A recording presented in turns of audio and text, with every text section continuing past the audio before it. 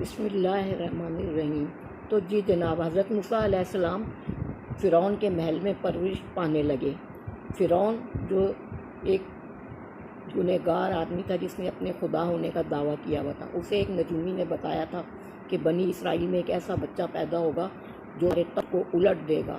تو اس دن سے فرعون نے یہ حکم دے دیا تھا کہ بنی اسرائیل میں جو بھی لڑکا پیدا ہو اسے قتل کر دیا جائے۔